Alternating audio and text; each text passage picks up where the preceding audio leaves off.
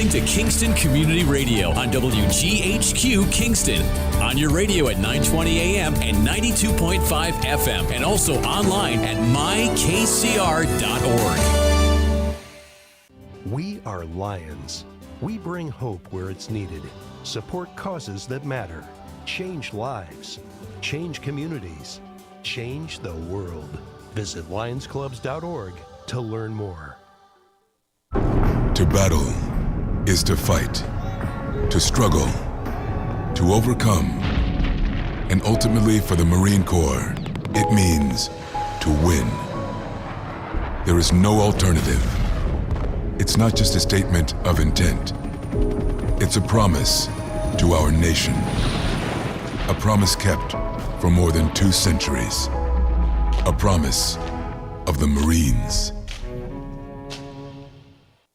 Introducing the YMCA. Sure, you know the Y for a swim or a game of hoops, but we're more than that. We're a cause.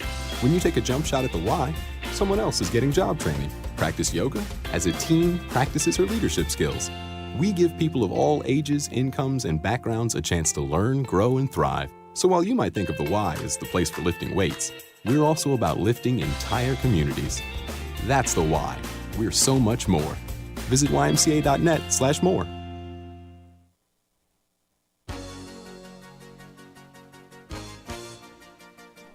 Hi, my name is Jackie Levezzo. I'm from Lake Katrine, and I support Kingston Community Radio because it is an invaluable resource to the community and its residents. This portion of Kingston Community Radio is brought to you by Ulster Savings Bank. Visit their newest branch, conveniently located at the Ulster Commons Plaza in Lake Katrine. Experience the difference that local community banking offers with the convenience of another great location, easy access, plenty of parking, and a 24-hour ATM.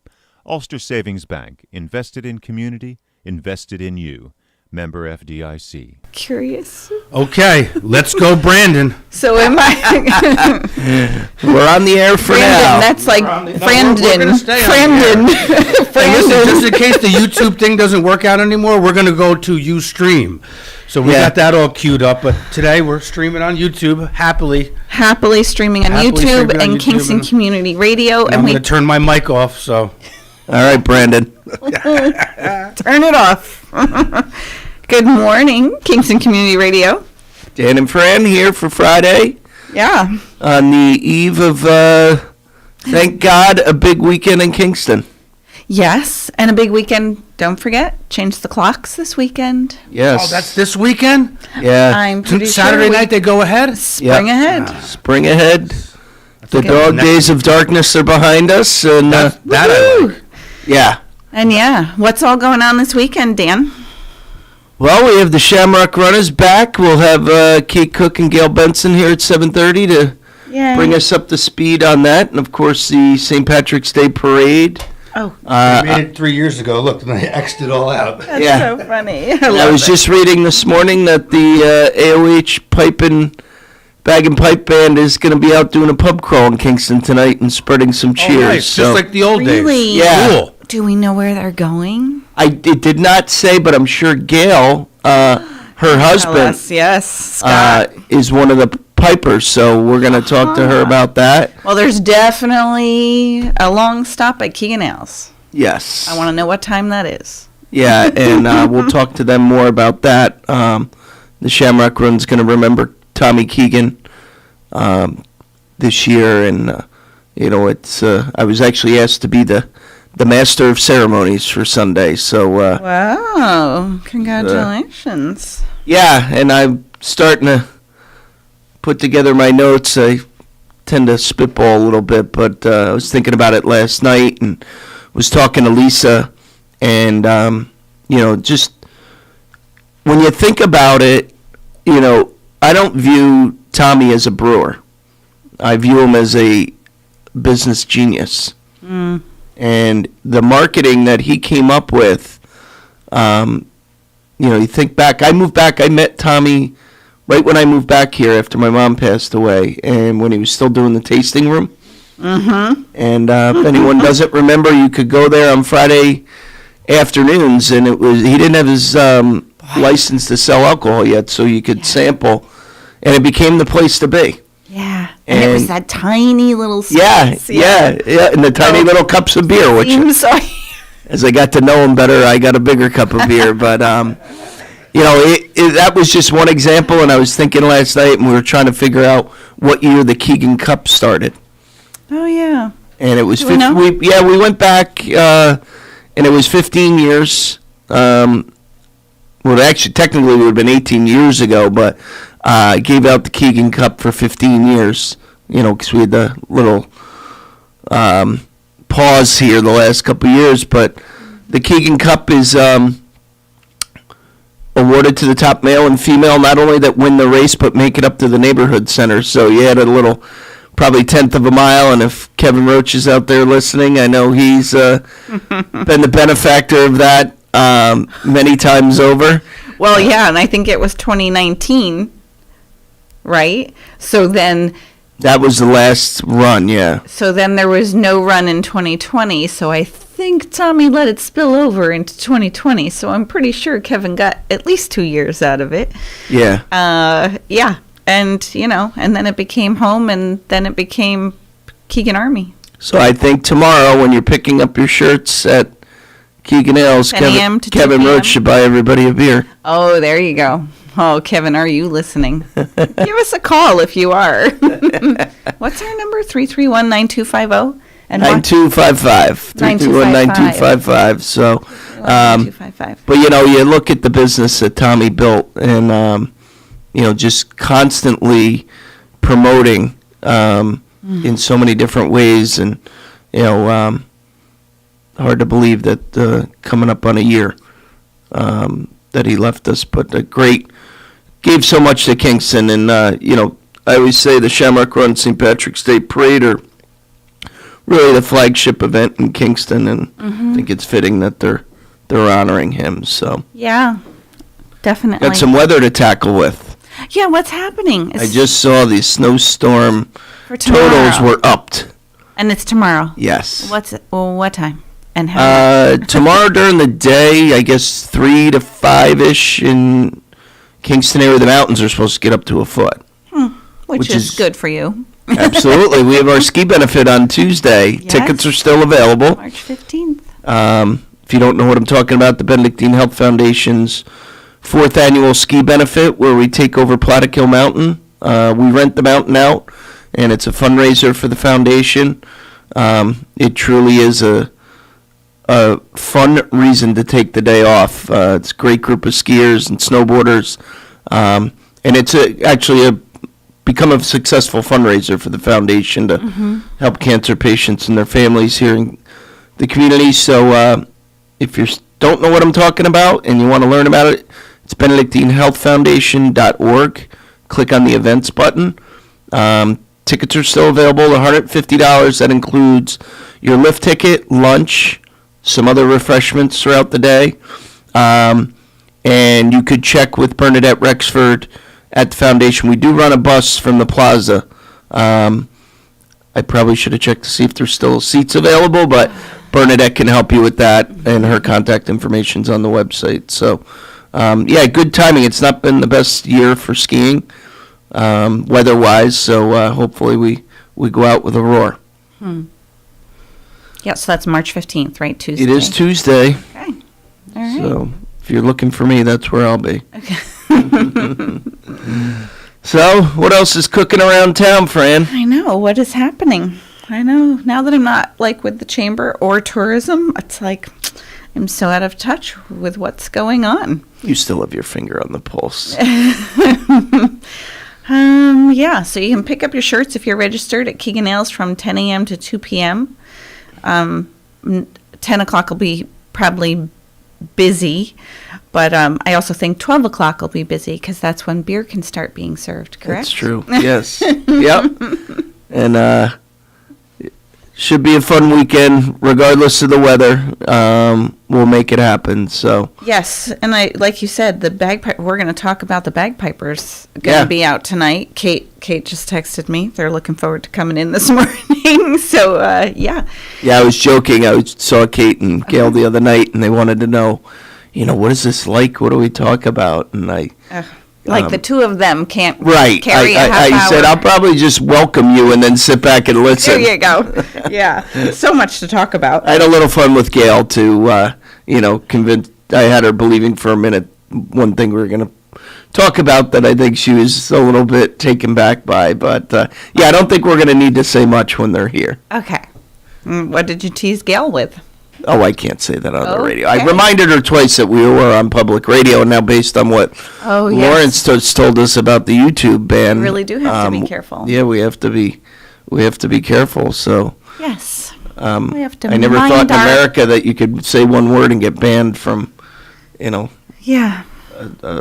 a platform, but I guess that's the case. So. Yeah, I guess you can say the word, but not in relation to somebody.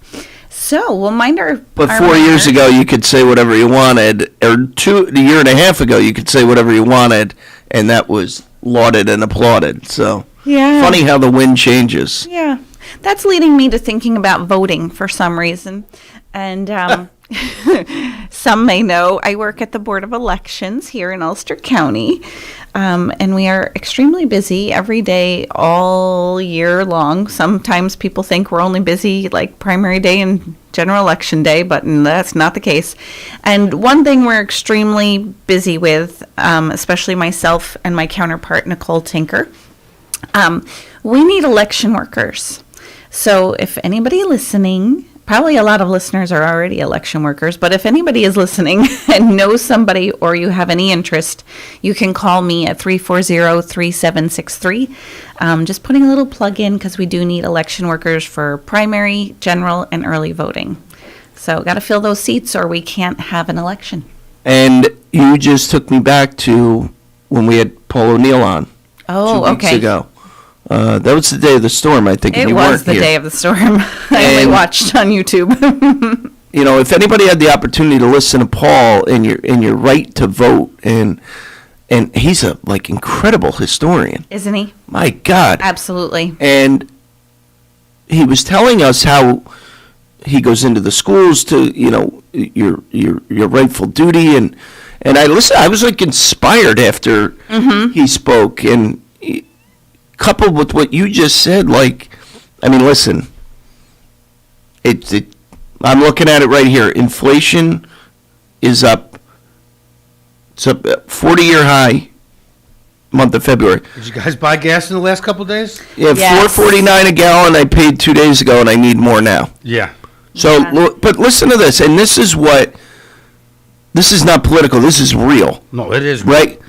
Not It's very yet. real. Red hot inflation is costing the average U.S. household an additional $296.45 in expenses each month as surging food and fuel costs stretch budgets. So, I use this example a lot because I work with nonprofits, right, from a business standpoint. Now, if you're a direct care worker at a nonprofit, you're making, starting roughly $15 to $16 an hour. It may have increased a little bit since then. Just to do quick math, $15 an hour is $30,000 gross income per year. Back out your taxes, your Social Security, all that stuff. Your take-home pay is about $23,500. Okay? Now, do that math. $23,500 is less than $2,000 a month to pay your rent or your mortgage, your fuel bills, your food bills. This country is fundamentally broken right now. And you didn't even add insurance and some of the other things you gotta Listen, pay. I can quickly show somebody within 5 minutes when they're providing a health plan that has a deductible that to 75% of their workforce it's completely unaffordable. Absolutely. And they wonder why no one enrolls in it. Yeah. It's kind And you know what? I know it. I cost myself probably opportunities over the years, but I can't You're being help. realistic. I can't help. My job is to help the employer promote what they provide, right? And if I don't believe in what they're doing, because I'm the one that has to sit down with the employee and go over it. And they look at me like, what am I, this guy's crazy. And I'm not the one that designed it, by the way, most of the time. But you got to make them believe in it. But, I was fascinated a week ago, and I've made a conscious effort that I'm no longer engaging on social media. I just, for a number of reasons. I don't think it's good for me, let alone the person that has to read my wrath. But it dawned on me, there was a guy, pretty famous, he's a snowboarder, and he's an environmentalist, and I follow him, and he put this thing out, and I said to myself, God, this guy's been ranting about this stuff for probably 20 years now. So I just asked the question, can anyone tell me how long politicians have been fighting climate change? And his guy responded very succinctly and clearly educated on the topic. Either one of you, take a guess, when do you think climate change initiative surfaced in the United States? Guess. Right before we were born? Close. Oh, the 60s? The mid-1970s. Ah. Yes. Now, if you think about that, I turned 47 years old this week. Oh, happy birthday. You should let me know. We did have some birthdays on Monday and Tuesday. That's all right. Oh, yeah. My sister-in-law Jen did a good enough job announcing it on Facebook. Embarrassing you all over a the picture of me when I was 5 years old in underoos. Oh, man, I missed that. Yeah, Tiffany Yanishevitz made sure everybody saw it last night. Gee, okay. But so just call it 47 years. They've been, and I mean, people's lives are being destroyed right now. So what, it was the mid-70s when like people had to line up and it was what your plate number was or yeah, whatever? That was the early 80s, I believe. Was that the early 80s? So that probably stemmed from the start of this in the mid-70s. But just think about this, and again, take politics out of it. Mm-hmm. We were energy dependent 18 months ago. We were. We are now buying oil from Russia, who's bombing Ukraine. And we've done nothing about it. It's been 3 weeks, unfortunately, since that disaster started, and we've done nothing about it. And I say, where's the 81 million people that supposedly voted? Yeah. I hear you. Every vote counts. Yep. And in order to make that happen, we need election inspectors. Absolutely. We do. There we go. It's Back a to long election day, inspectors. and we are working towards trying to get, since we have early voting and absentee ballots, we are working to try. Ulster County has one of the longest days for voting, and it's a lot. They arrive at 5:15 a.m.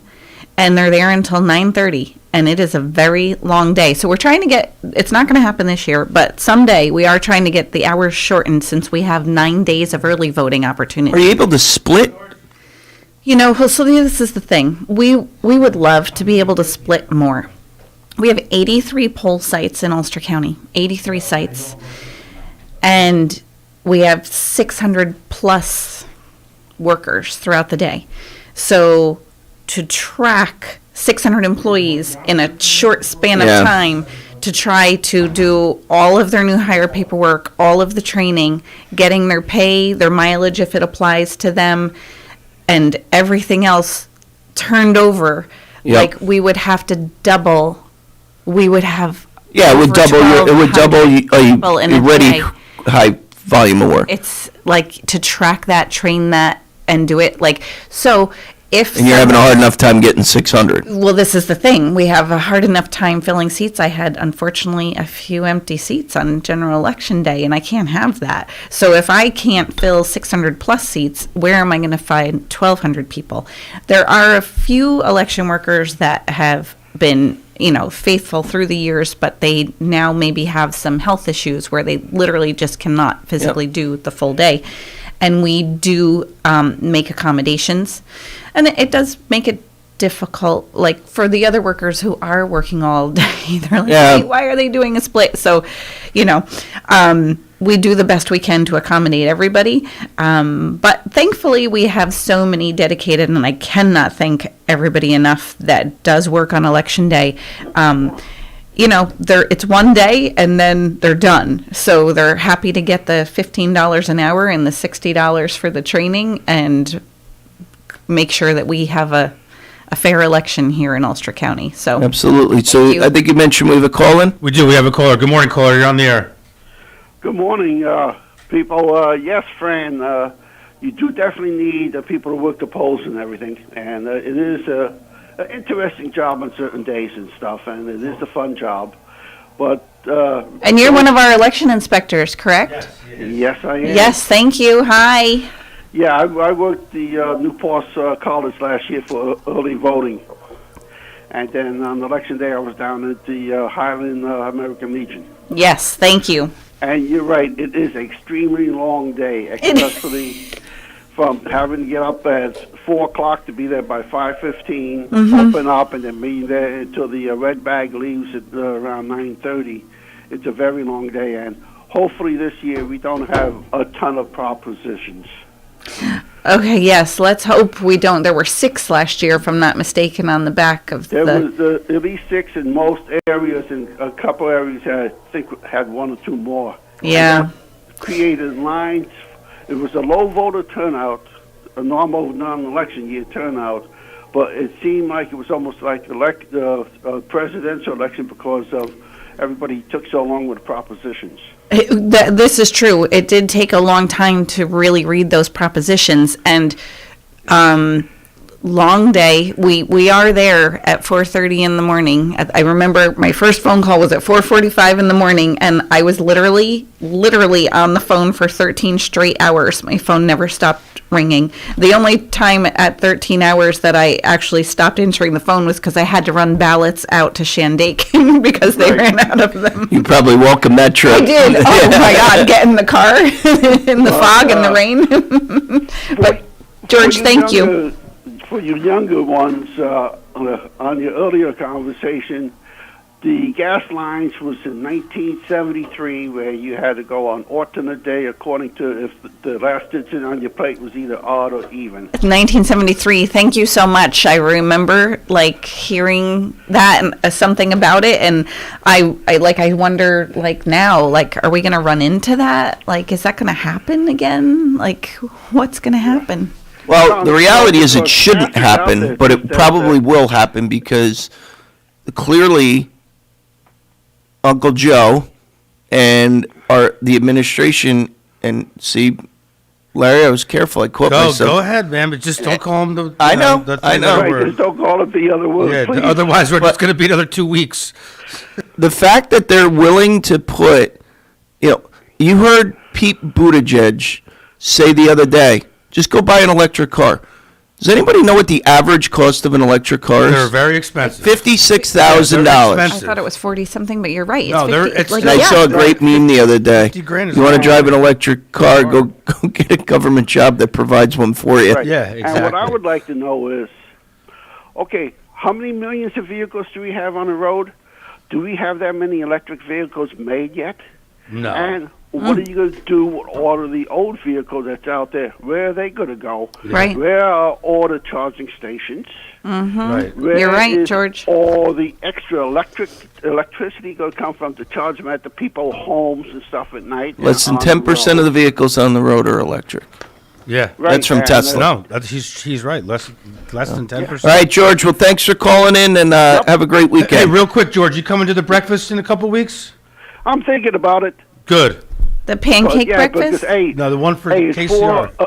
it's for a cause. It's going to vet, so it's a good cause. Yeah, and that's right. Mark, I can't pronounce his last name, but the Ulster County... Contipoli. Yeah, that's it. I have a hard time pronouncing Italian names. Yeah, Except for of course. Franz, of course. Yeah, I deal with them all the time, so I'm used to it. It's all good. All right, so I'll see you in a couple Everybody. weeks, George. Thanks.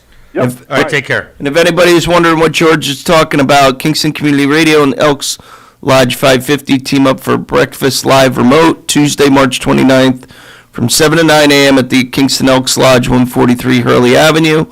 Costs $10. Breakfast includes eggs, pancakes, bacon, sausage, coffee, and juice. Kingston Community Radio will be broadcasting live that morning with Cameron Rylance and Nina Pashchapek doing their normal show from that location. Come join us on March 29th from 7 to 9.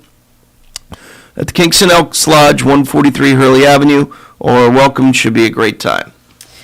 That's exciting. And speaking Yeah, of and the, Cameron, is our Tuesday host, he also makes his own maple syrup. So he'll have a bunch of his own maple syrup. And Jid Tinty, the chief of police, he also makes maple syrup. So they want to have some kind of Pepsi challenge. So and they should. I want to be a judge. And you could bring you could bring the Bruderhof into that challenge because they make their own too. Oh yeah, they probably will outbeat. They've been making syrup for 20 years. Sorry, Cam and Jid. I think the Bruderhof is going to be. Not for nothing, but Al Mendel drops fresh maple syrup off at my house every Christmas. Yeah, So, it's Josh, delicious. yesterday I said I want to go somewhere that has fresh maple syrup. So I want to judge the contest at the Elks. Yeah, it Okay. should be fun. I just saw 2 weeks from Cameron. Tuesday. I just saw Cameron on Monday because my coworker Jen Bogart was talking about the fact that the Elks does a dinner. It's a $10. Yeah, the second Monday of the month. The second Monday of the month. They did shepherd's pie. They did shepherd's pie. And The he cooked it all too. Him and the other. Oh my gosh! Yeah. So I picked it up for my mother, and the thing was huge. Yeah, no, Huge. they do a really good job over there. Oh. Him and Tom Murphy to go skiing. Skiing. They're A foot tomorrow. Yeah, well, that's great for us for Yeah. Tuesday. But the weather, I know it's Friday, but the weather for Tuesday is actually looking really nice. It is. I saw Reggie Lawless uptown yesterday, and he always comes and he Yeah. said, "Oh, what's the weather look like for Tuesday?" Looks It's good. going to be about 40. Right, That's it's not going to be perfect. 68 like it was last year. You know which what is though? Fine. Yeah, 40. I'll take 40. Oh, you kidding me? You It's like know, spring skiing, bro. Yeah. It's You're like getting high mountain fresh shorts. snow a couple of days before, and then a beautiful weather day. There you go. Absolutely. It's perfect. So we have other stuff going Yeah, on. why don't we hit those announcements and then we'll get Kate and Gail in. Sure. Coach House Players, the longest operating community theater group in Ulster County, is proud to present Drinking Habits by Tom Smith, directed by Barbara Melzer. That'll be April 1st, 2nd, 3rd, and 8th, 9th, and 10th. Tickets are $20 for general, 18 for seniors, and 10 for youth. And you can contact Coach House Players at 331-2476 or coachhouseplayers.org to get your tickets. And that sounds kind of fun, drinking habits. There's also a pancake breakfast coming up, and my friends, because I'm not really from Kingston, make fun of me. It's funny you handed me this as to how I pronounce this. So there's a pancake breakfast at Pankaki Congregational Pankaki. Church. Pankaki. I don't know how to say it. I always do it wrong. The Pankaki Congregational Church. All right. So I love a pancake breakfast. When is this? It's tomorrow, March 12th. All right, Charlie Lawrence. Okay. So enjoy a delicious all-you-can-eat pancake breakfast. Wow, this is right up my alley. March 12th at the church in Pankaki. And it's just $10. And yes, it is all you can eat. There you go. All right. That's tomorrow. And then we have this is a little bit further out, but Think Spring, Friends of Historic Kingston, the city of Kingston will be having the annual Clean Sweep event. Be the 13th annual Clean Sweep will be held on Saturday, May 7th, 2022, 9 a.m. to noon. So we'll have more information as that gets closer. And I just wanted to mention, I meant to bring it up at the top of the hour, but the community lost a really amazing person that gave a lot yesterday. John Dwyer Sr. Oh, I didn't know. Passed away after I didn't know that. a really long battle with Alzheimer's. Oh, Terrible. So to sorry. his wife Terry and John and Dennis and their families. Yeah, Terry's the one that put that thing in for Coach House Players. She's Yeah. the one that sent that to me. Oh. It's terrible. Very Our sorry. hearts go out to you, and I think everyone knows what a community-driven man he was in the insurance business for a long time, and was a legislator, all things AOH. So Yeah, and they were all bad. troopers through the whole Alzheimer experience. Sorry. yes, so we're thinking of you. We're praying for you all, and Yeah, that stinks. yep. So all right, so we're at 28 after the hour. Yeah, let's go to break and then we'll come back with Katie Cook. Katie Cook and Gail Benson from the All right, Shamrock got it. Run. You're listening to Kingston Community Radio on WGHQ Kingston.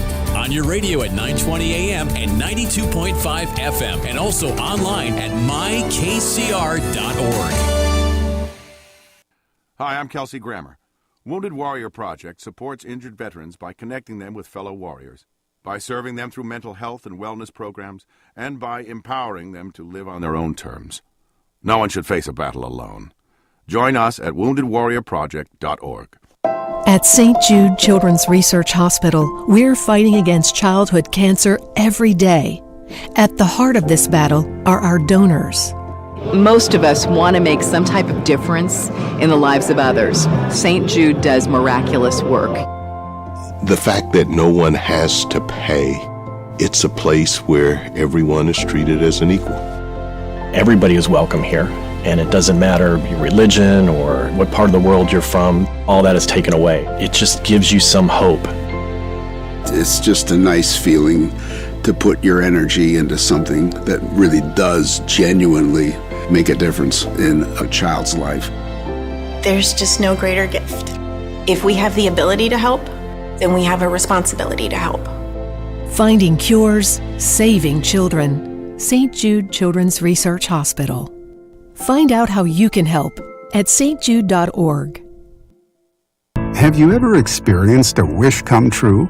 For a child battling a critical illness, a wish come true can be a turning point.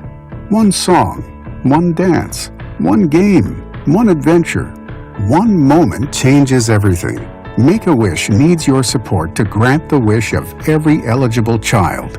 Visit wish.org now to help grant more life-changing wishes. Together, we can transform lives, one wish at a time.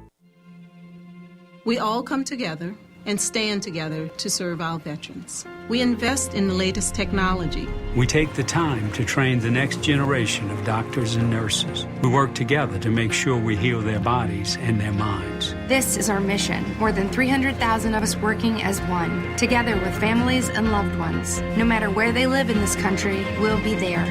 We stand strong, united. Stand with us in caring for our veterans. Hi, this is Jared Mans from the Spring Lake Fire Department, and I support Kingston Community Radio, and so should you.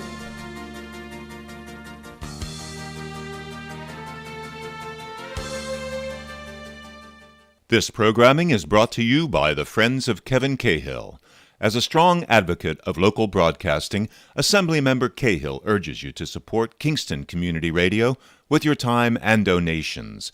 Your contributions keep KCR vital and on the air at FM 92.5, AM 920, and on the web at mykcr.org. Please join Assemblymember Cahill and send your gifts of $10, $25, or more to Kingston Community Radio, Post Office Box 4364, Kingston, New York 12402. Together, let's keep KCR alive. Okay, let's go, Brandon. Let's do it. All right, Dan and Fran back for the 7:30 hour. We have joining us this half hour, Kate Cook and Gail Benson from the Shamrock Run. I just realized this is the first time there'll be three women and me in the studio. I think you can handle it, dude. All I'm going to say is... You seem a little nervous. I actually am. Gail's been known to maybe make some off-the-cuff comments. He came with a festive shirt on. Yes, both of you so... We're on YouTube. Now we're definitely getting banned for another week. You're going to get banned again. Unbelievable. Now we're definitely getting banned for another week. You see this, Gail, honey? We're on YouTube. That's Gail Benson of Kingston, New York. And you're going to get us booted off again. Oh, jeez. Okay. Good morning and thank you. That'll be a good test if they don't pick up on that, but they picked up on the others. So, Fran, I'll turn it over to you. We just came back I'll be back at 8. I'll see you at 8 o'clock, Fran. Good luck. I know. We just got to come back on. Okay. Thank you all for listening and or watching. And we should alert our guests to that the next time. Right here. So, yeah, they're right there. What you see is what you see. So, where do we want to start? I think we should start with tonight. The kickoff of the weekend. Yes. Yeah. Always start with the kickoff. What's going on? So the AOH Pipe and Drum Band is famous for their after parade bus tour, which is put on by Bernie Gray. But what they started doing was spreading the cheer throughout the weekend, and they started splitting up and doing a fun bus, as they call it, for Friday night. So they're able to hit more people up and families, and I think they're going to the Elks. And they're even encroaching on Dutchess County a little bit. Oh, really? Yeah. Where are they going? They going Mahoney's? I don't know. I think they're up northern Dutchess. Oh, okay. Northern, interesting. Like, Yeah, and what time does this little caravan commence? So the bus is being graciously donated by Herzog's, and they leave Kingston at 6 o'clock tonight. Now, will either of you be traveling on this bus? No. And why is this such a firm no? That's way one too many times. Yeah. If you've ever been on that bus, it is, you just, so. There's no experience like it. What happens on the bus stays on the bus? Oh, no, Is it like because Vegas? I think we woke up all of Ulster County. Oh, yeah. The one year when I was involved in the Shamrock Run, Mr. Bob Ryan was actually sick, and so he was not there, and he was, the race director, so I was handed the reins for the weekend. What could go wrong, right, Gail? And so we proceeded to, one of the many things, and we talked about it this week, is the cannon, right, that starts the Shamrock Run. It's a real cannon. With blanks, obviously, but The other night at the meeting. It is. And your name attached to it. Yeah, I was deaf for 4 days, but it lets off a significant boom. So anyway, we took the infamous traveling party bus out to let Mr. Ryan know that the weekend went well, and to Hurley. And that's when I realized what an absolutely stunning, amazing voice your cousin Robin has. Oh, yes. She serenaded us all the way out to Hurley. So we arrived in Hurley. It was dark out. There may have been a few bottles of Irish whiskey in tow, and we proceeded to empty out the bus and set up the cannon. Set up the county and blow it off in the backyard. And wow. Amy Ryan, God bless your heart, she was less than pleased. Wide awake, but yes, then please. Yes, and I won't say there's a big ditch as you leave Bobby's driveway that my sister Ellen put her car in one Christmas day, but there may have been a former elected official that found themselves in that ditch that night too, but good times had by all on that bus, and I'm glad it's back. Oh, okay. The bus is back, and it's heading out tonight at 6 o'clock, and we think Elks, and we pretty much can count on a stop at Keegan's. They will definitely make an appearance. But we at don't know what Keegan's. time this is happening. Not sure. I'm sure once it starts, the word will spread, and Yeah. so Yes. if you feel Can like I say what we're doing tonight? We're touching Yeah. up. We're touching up the medallion. Oh, Out right, at front of 5:30. Mariners. Yeah. Kevin had asked me, number one, I'm not a painter, but I'll be down in Milton trying to win a lacrosse championship, so. good luck otherwise to the I'd- team. Yeah, I honestly, I can't wait for it to be over. It's 13 and 14-year-old kids who just, they're a little excited right now, so, but it's Okay, been well, fun. good luck to the team. And I know you're doing it tonight to What try and time? get ahead of the weather tomorrow. Oh, yeah. Let it dry. No, you never know what's what gonna time are you happen painting the medallion downtown? Yeah, 5:30. 6 o'clock. Yeah, because Okay. we're freshening up. It's always been a piece that's been, an art piece that's been a Mhm. mainstay for Yes. many years now. Yeah. Gail has So that's spearheaded. very exciting. And so Sal's coming on at 8:30. Oh, super. So Yeah, he is. Actually, I was nice thinking tie-in. about that Yeah. because somebody was saying to me last night, I think it was Kevin Roach, how, you just divert the traffic while you're doing it. Yes, So Sal's on why don't we board. take a minute and just tell everybody, how the both of you got involved with the Shamrock Run and how long you've been involved, and Kate? Well, I know because you were just telling us before we came on. It's funny. So I transitioned. I started with the bagpipe band. I almost first of all, said something inappropriate it's there. family, so I can't not be. I've been involved with some aspect of the Shamrock Run for, I can't remember, for many, many, many years. So From the first time that the band started, I was a tenor drummer. So I was in the band from then in the Shamrock Run for ever since college. I think I was pregnant with Rachel at the time, so now she's about to be 21. So then I transitioned to another spot in the band, and then I was like, I don't, it's a bit much of the family and everything. So I was voluntold to be participating. I was handed the binder, the official binder, in 2014, and I was asked to spearhead the post-race event. And with the help from my husband, Bobby, who is such a good sport every year, and they were nice enough to honor him in 2019 when he passed as just a person that helped out a lot at the event. It was really super. So the event, the girls always help, and I can't start to get emotional because it is emotional. I mean, we all take it very seriously. Well, I think because we know it's a big deal. One of the many things that go on behind the scenes that, the average person who runs in the Shamrock Run doesn't know or always appreciate is the amount of work that goes into that party, not only that morning, but beforehand. And I've seen it firsthand, the cutting of The bagels.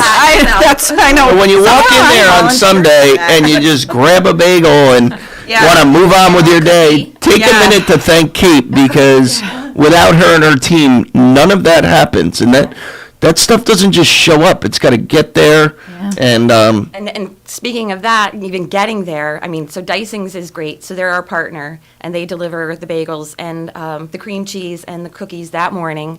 And right behind them is Keegan Ale every year. And we just finalized that last night. And Lisa said to me, she goes, "Please tell me you remember how many kegs we provide down there," because she never was involved with that component. And I said, well, it's very easy.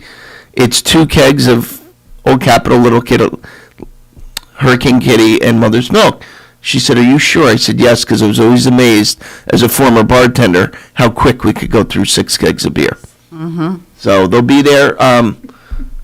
I know you're going to be there at 9 on Sunday, right? So I think they're scheduled to come in at 10 o'clock. Perfect. And the Old Capitol, I feel like, always ran out first. Yes. And then the Mother's Milk. And then people found a new love and discovered Hurricane Kitty, which they never had really tried. But at that point, they're like, oh, I'll take the kitty then. Right. And then they suddenly liked Hurricane Kitty, if I'm not mistaken. And I used to, for years, after, the registration, I would get a ride downtown and go help run the taps, and everybody's your best friend at that point. Oh yeah, yeah. It's fun because some people I know that might not really care for me so much were, "Oh, Dan, could I please have a beer?" All of a sudden they're your friend. Right after I help Gail and Kate. Well, what's fun is, everybody's had a good stretch of the legs. Yeah. They've done their 2 miles. They've gotten there to that point, and then they've walked back up the hill. So, there's that little bit of energy that they've exercised. So everybody's in a good mood. Got a little bravado about them. And Christine Barnes is our MC for the morning, and she brings I'm trying to think, John Gallo, he brings our sound system, and so they have the tunes playing, and she has jokes going all day, and she's throwing things out to the crowd, so she's excellent. So Christine Barnes really keeps the crowd going. Yeah, she does. She'll be there Sunday? Oh, yes. Oh, yeah. Yes. Gail, let's hear your little backdrop to, and because... involved? Yeah, go ahead. So I got involved designing the shirt, firstly, about 15 years ago, I think. God bless your soul, because that's when I was involved. It was the 19th annual, Yep. I think was the first design I did. If I'm not, it's a I blur. should say, the designs are amazing. They are, Particularly and so when who knew? everybody gets to see this year's shirt. Well, I used to laugh because... the amount of detail you put into the shirts. We would always say, I would joke that back when I was part of the illustrious Team Ireland, it was, 10 type A plus personalities. And all of a sudden, everybody became an artist when the shirt came out. And I would just sit there and laugh, like, you and I worked for the Bike for Cancer Care together, and I learned a long time ago, I don't know anything about it. I described to you what I wanted, and then I left.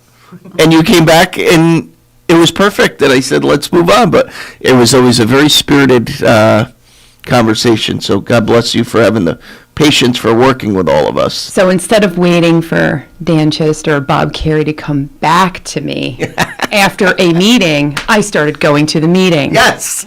And that's how it happens. Very good. Yeah. And the shirt's wonderful, always has been. It's like a collector's item. And I think this year, I've seen this year's, and I can't wait. Going really to get mine tomorrow. Yes. awesome. Yes. 10 to 2 if I you've can- registered. I can say that you truly captured what this year's all about. It's phenomenal. Oh, can't wait to see it, Gail. Yeah, you're going to love it. Yeah. I don't want to give the secret away, but So, yes, if you're registered 10 to 2, you go pick up your shirt at Keegan Ales on Saturday. And then Sunday, festivities begin. Go ahead. What do we have in store?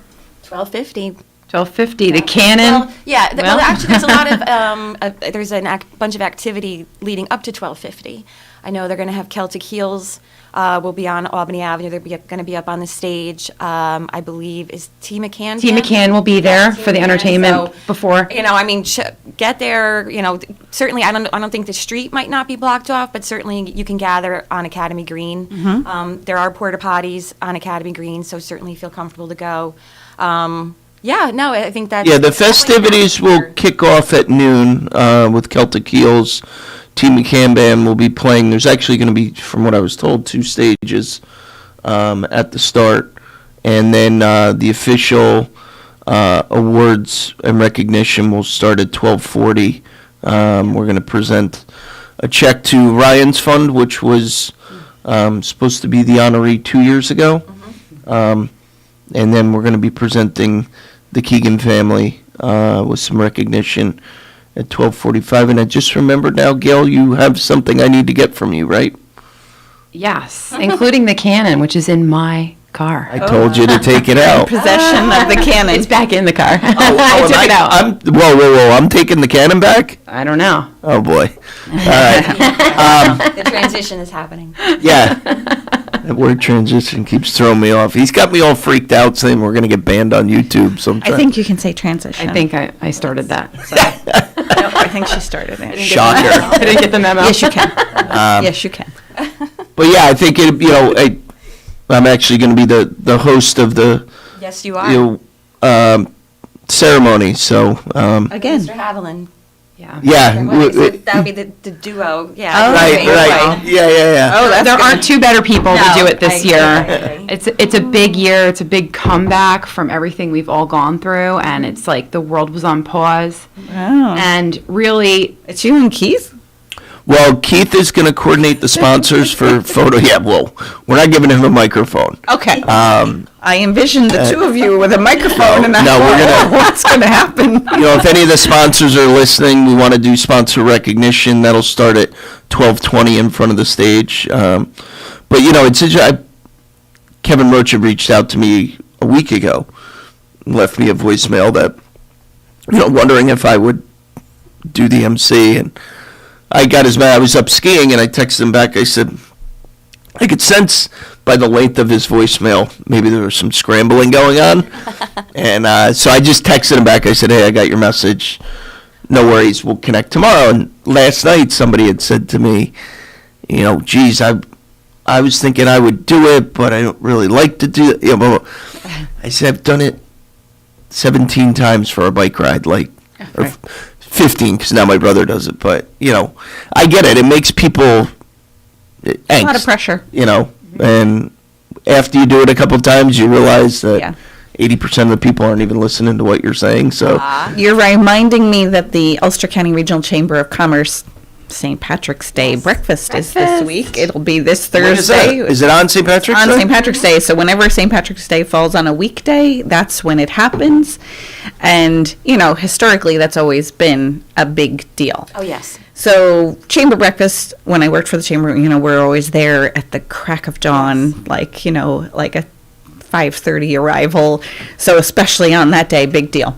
So I'm getting ready, and Ward Todd, who, is one of the greatest MCs we have in this community by far. Yep. Calls me at 5 a.m. and his back is out and he can't get to the chamber breakfast. Oh boy.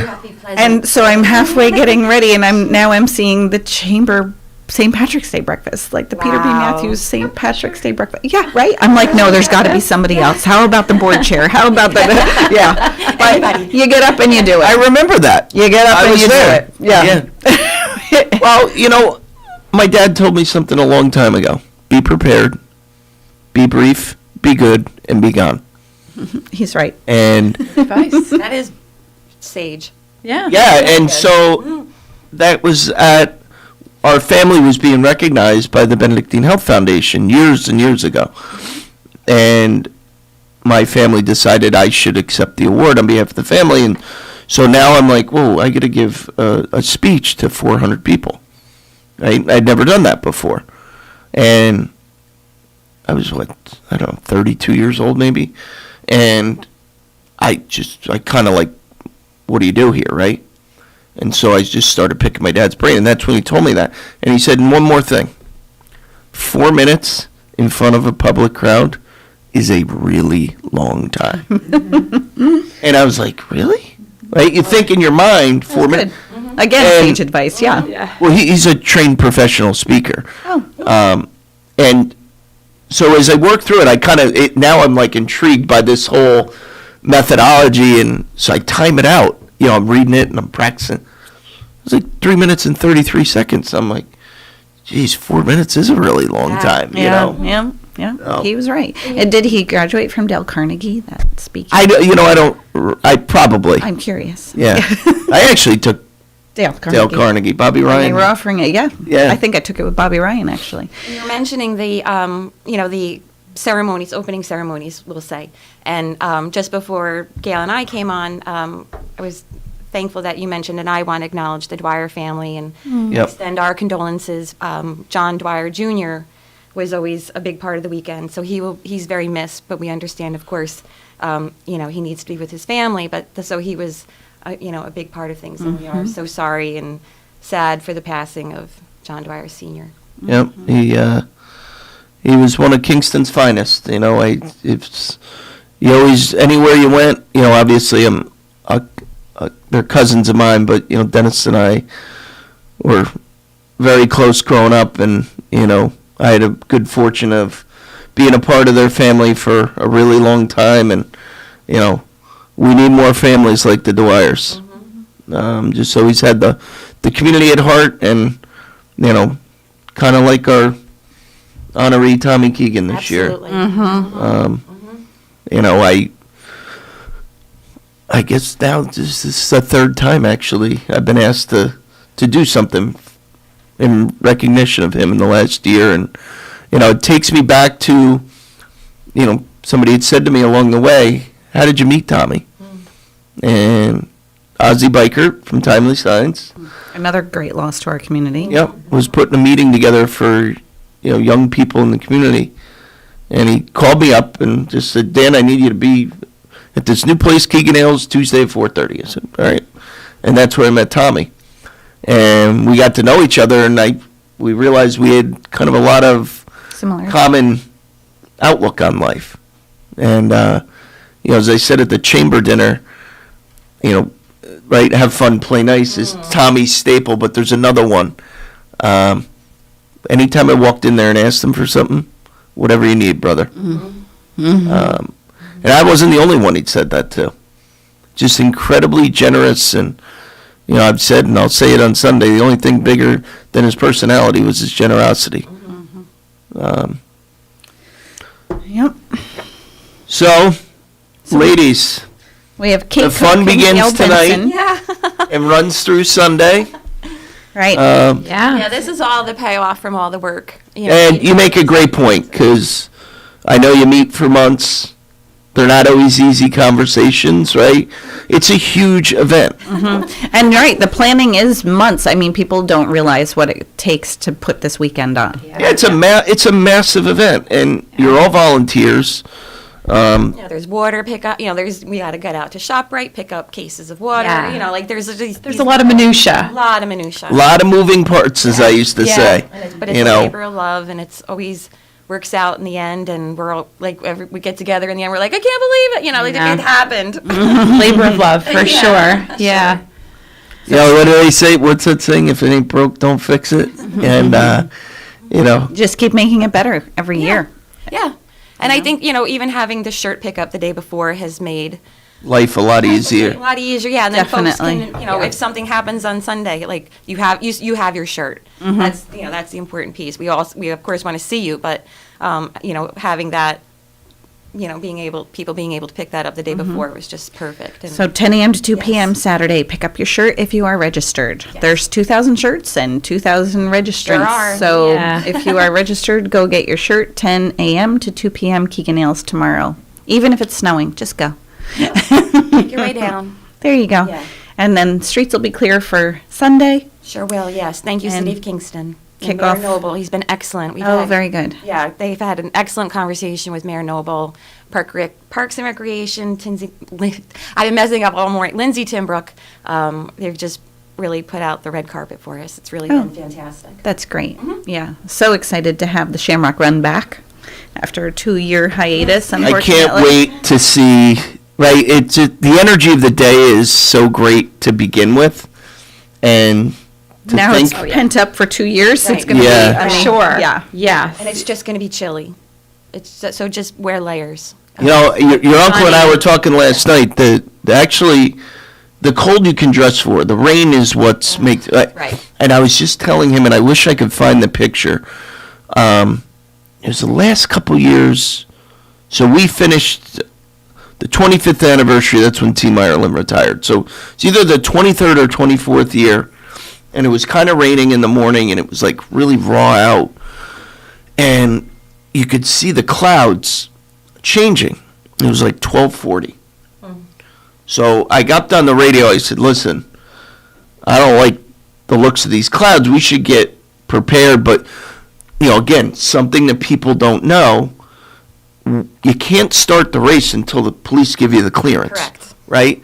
And that's not a just go ahead. There's a process. So you get these people at the store, hey, pull the cannon, let's go. What are you waiting for? Because they got to make sure there's nobody pulling out of a side street and all this stuff. So anyway, cannon's ready, and we always had a pickup truck, and they would give me the thumbs up, and then boom, it starts hailing. And not like a little bit. And there's a picture of me somewhere along the way with my hood on, everything. And I'm like pointing at I'm trying to get the attention of the guys in the pickup truck.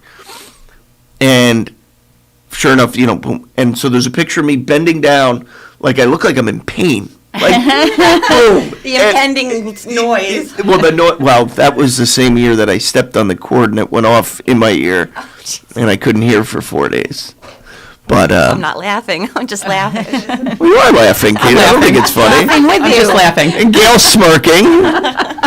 Laughing with you. It's a good story. Yeah. To today. You're I know. Here I am. God bless us all. All right. Do you girls have anything to add before we wrap it up? Just one more thing about how Tommy's spirit is being honored, and the energy is still in Kingston and in the community, and how gracious of a hostess Lisa is to move Good point. the Hooli at the Hall Yes. to Keegan Ailes on Sunday after the parade. Oh. We'll be back. Yeah, Joe B's will be cooking corned beef and cabbage, and like Kate said, the tent is back up, and it's just a really great after party. It's a great spot for it. I think it's just It'll falling feel good into to be there. place. I'm glad you mentioned, Yeah, because spot. I thought one of you would bring it up, but I lost sight of it. But, a big part of that is the Keegan Army and everything you guys have done in conjunction with Lisa. And, it's really amazing to see. I'll never forget, somebody said to me years ago, well, it was 3 or 4 years ago, and someone I'm, close with, and we were just talking about, life and blah, blah, blah. And she said, Dan, one of the things I truly admire about you and your family is how you took something so tragic and continue to give back, 18 years later. And I said, well, thank you. And I said, what made you just say that? She goes, because it dawned on me I never told you that before. And I assimilate Keegan Army in a very similar manner, right? You all rallied together to put this together. And, I mean, you've already proven what you can accomplish at the bike ride this year. Right? You raised almost $20,000, which is a record for a team, which will be broken this year. Absolutely. But to take that spirit, right, and continue it forward, and what amazes me is there's clearly no signs of it losing steam. No, I think it's only getting bigger and better. So Yeah, we have members. I say members because really we do have we are a real thing now. We're a 501c3 Keegan Army. I mean, it's official. Yeah, so we do have founding members. We have people that and we far exceeded our founding member drive. So and what we hope to do is keep Tommy's scholarship at Ulster County Community College on point. 8 o'clock we do these. So that's a big part of what we are striving to do is through fundraising efforts, keep the scholarship healthy at Ulster County Community College, amongst other things. And it's certainly helpful for us. It's fellowship for us. Every Sunday we get together and we have a toast to Tommy at noon. And usually the person that does the toast, at some point they'll say, I'm here because of Tommy. And it's because of him that we're here now. Well, listen, thank you both for everything you do, not just this weekend, but, your smiling faces everywhere you go. We have a lot of laughs together, and appreciate it. So 8 o'clock, we're going to take a break. We'll be back with Tamika and Martin from Seamless. You're listening to Kingston Community Radio on WGHQ Kingston. On your radio at 920 AM and 92.5 FM, and also online at mykcr.org. Long ago, you wouldn't think of galloping on a horse while doing calligraphy, and you wouldn't have attempted to ride your bike while typing a letter. Yet you think you can safely operate a multi-ton vehicle while texting? Behind the wheel is no place to multitask. If you want to BRB, drive now and text later. Lives depend on it. Visit StopTextStopWrecks.org, a message brought to you by the National Highway Traffic Safety Administration, Project Yellow Light, Noise, and the Ad Council. There was this one time I went snorkeling in the Caribbean when I was a kid. It really just blew my mind. We saw the most beautiful corals. I remember thinking they were waving at us as they moved with the ocean. And then there were all these amazing fish. I'll never forget it. It completely changed the way I look at the ocean. Most of us have a memory of being in nature we'll never forget. Let's protect the world's natural places so more memories can be made for generations to come. Visit worldwildlife.org. This is the story of Daniel, who was born 2 months early. His lungs weren't ready. His heart wasn't ready. His parents could only hope that one day he would leave the hospital healthy, and they would all live happily ever after. Daniel's is just one of the more than 500,000 stories of babies born prematurely last year. You can help the March of Dimes stop premature birth and bring more babies home healthy.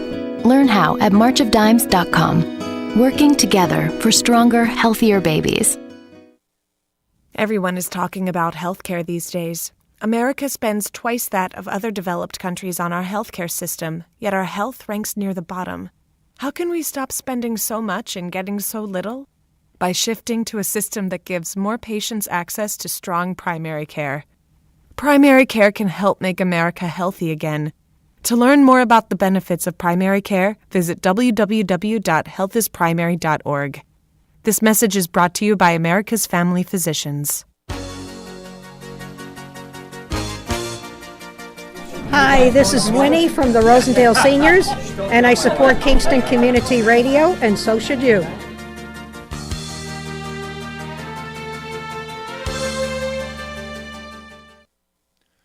A powerful community bank is one that has leaders that are involved in their community. At Rondout Savings Bank, they invest in the success of our community by working side by side with local people and local businesses. When you choose to bank Rondout, you are part of a bank that is dedicated to the future of your success and the success of your community. Rondout Savings welcomes you to open an account today and discover what it means to be part of a powerful community bank, one that knows you by name. Rondout Savings Bank, always working for you and our community, with branches in Kingston, West Hurley, and Hyde Park, also online at rondoutbank.com. Equal housing lender, member FDIC. Okay, we're back, Dan. We're back. Good morning. It's allergies. Okay. Me too. Dan and Fran here. 8 o'clock, we'll get some birthdays out of the way and then introduce our next guest. Friday, March 11th. Happy 9th birthday to Anna Gooden. We love you, Mom, Dad, Michael, Chloe, and Emma. All right, Anna, before you go home from school, stop by Boyce's Dairy, pick up the famous cow pie, and enjoy it for your birthday. Happy birthday, Anna. It's exciting. Congratulations. Nobody submitted birthdays for tomorrow, so anybody who has a birthday tomorrow, happy birthday. Sorry it didn't get submitted. But we do have 2 birthdays for Sunday, March 13th, Shamrock Run Day. I also have a happy 9th birthday to Oliver Stafford. Love your godmother, Michelle. That's very sweet. Also, Sunday, March 13th, happy birthday to Patrick Trees, your friends at People's Place. We hope you enjoy your special day. And Patrick Trees, you are the winner of the famous cow pie, courtesy of Boyce Dairy Milk House and Kingston Community Radio. So stop by Boyce Dairy Milk House at 62 O'Neill Street and pick up your cow pie for your birthday. Congratulations and happy birthday. Can't believe nobody submitted for my birthday. Your own. I thought Gail was doing it, but she just flipped me off and left. So. Oh, yeah, there you go. So be it. Happy birthday, But, Dan. Which day was it? It was Tuesday. Happy birthday. 25 all over again. So, well, we want to welcome Tamika Martin from Seasoned. Good morning. How are you both? Good morning. Thank you so much for having us. Happy birthday, Dan. I'm a Pisces, too. I'm on the there you see, you 16th, so understand. I understand. I got you. This Wednesday. Right. That's right. This Wednesday. Well, thank you. Happy birthday. And welcome. Just a little backdrop. I actually met you guys at a meeting, what was it, 2 weeks ago, I think. Part of the Ulster Strong, which is a new kind of economic development and pro-business group that's been started to help support, new initiatives in Ulster County, grow initiatives in Ulster County, and it's been pretty fascinating to watch. I've only been a part of it for a little while now, but that's I can't place. I'm gonna figure it out before you guys leave where I recognize you guys from. But anyway, tell us a little bit about who you are. I don't know much about your business.